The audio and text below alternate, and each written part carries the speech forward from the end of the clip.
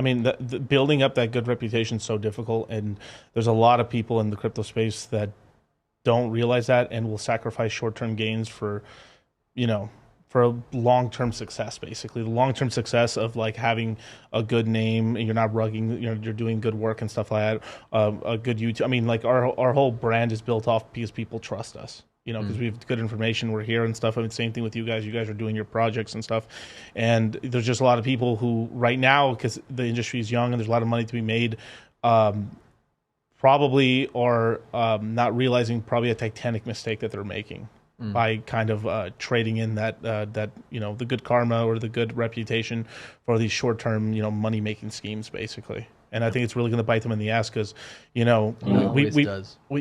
probably have two cycles of like really fast growth in crypto, and sometime in the 2030s, maybe 2033 or so, we're still growing fantastically good in crypto, but we're probably only like, we're probably talking about 50% gain in Bitcoin a year, something like that. And I mean that you got to understand that's still a long time away from now. I mean, we're talking the 2030s, but when we're in 2023 right now, so that's 7 years away.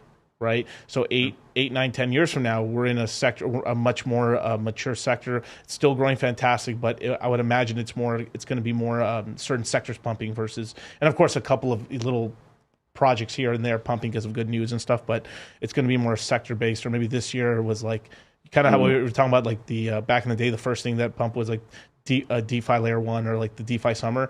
That might be the only thing that does extremely well, and everything else kind of just lags behind really. And it's going to be it's going to be a lot more compartmentalized in which parts of crypto pumps.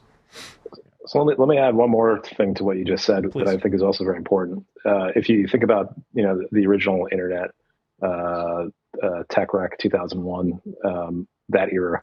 That was an era when anybody who was relatively smart could be coding stuff in their garage and go compete. Right. That gets harder and harder every day. Right.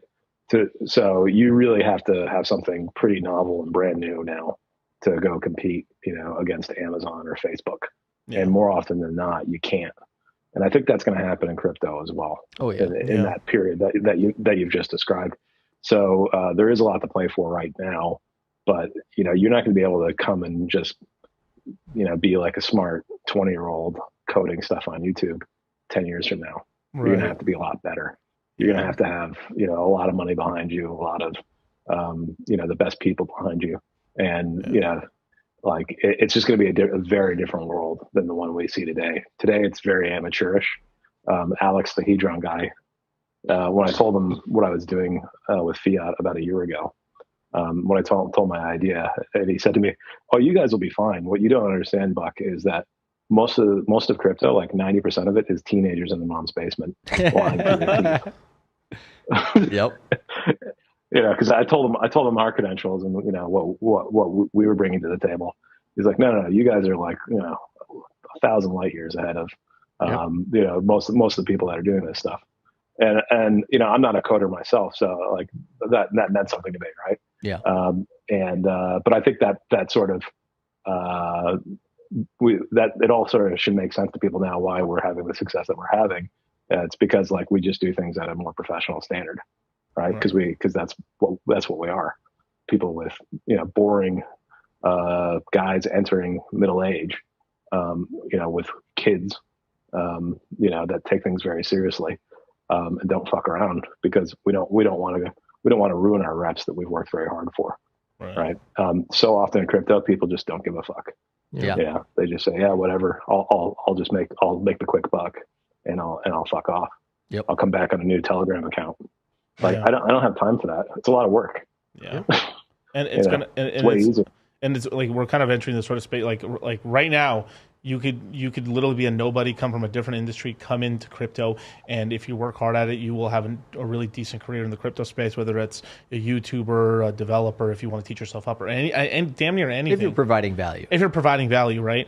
And there isn't like this barrier to entry in 10, 12, 15 years. There's going to be a barrier to entry. In 5 years. Yeah, there's a lot of meat on the bone still, so to speak. Yeah. And I noticed that with YouTube people, actually, because like the early crypto YouTube guys were terrible. Oh yeah, they're trash. Like Tone Vace, right? Like who in the right mind would ever think of that guy as like a good public speaking personality. Yep. Right. It's like the guy with like the bowl haircut, and the incredibly annoying Ukrainian accent. Yeah. Don't like, say Ukraine on YouTube, bro. Hey, wait, hold up. You're careful of my channel right now. Sorry. YouTube's gonna ban us. There's no free speech. No. I didn't know that. Sorry. That's why I pronounce it Fuchs.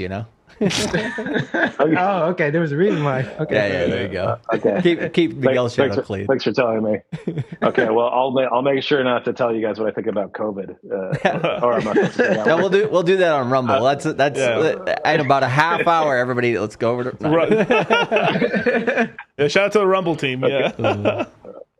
Okay. And Epstein didn't kill himself. Anyway, neither did John McAfee. Yeah. Black helicopters. Okay, now that you guys are definitely canceled, I'm sorry. But yeah, the YouTube guys have gotten so much better. Yeah. Like you look how professional your setup is. It's amazing. Yeah. And you look at the Bitcoin guys, you went from having like Tone Vays and Antonopoulos to like these like male models like Robert Breedlove. Like where did they get this guy? He looks like I still like my Andreas Antonopoulos. He's one of the yeah. I got to defend our boy here a little bit. But it's that sort of. But it's because he never really sold out his images. He was working hard this whole time. Well, yeah, but also I mean like what do you call it? He uses his hairline or whatever for his logo. I'm like, bro, like come on. Dang. But so I see what Buck's saying. He was the best. Yeah, he was the best in that era, right? But he can't hold a candle to what's that chick? The English one. I mean, she's gorgeous. Yeah, but she sounds like a Bond girl. Halpern. Yeah, I don't know about that. But she's abandoned content. She's abandoned that's crypto. A different story. She's abandoned crypto. She's full on Andrew Tate stan. Yeah, but what I would say is like a lot of those guys from the previous bull markets. The main thing that they didn't do, right? Because they could have always evolved with, or they could have kept changing with the market, but they did not evolve, right? They're like, they got rich, and I understand why they got rich on Bitcoin, and then you got your guys who get rich on Ethereum. You'll have your guys who get rich on Hex and forever, the next 15 years are counting down to that last stake coming out, right? And you're going to have these guys who, where they got rich is where they're going to stay. They don't have an incentive to evolve into kind of where crypto's going in the future.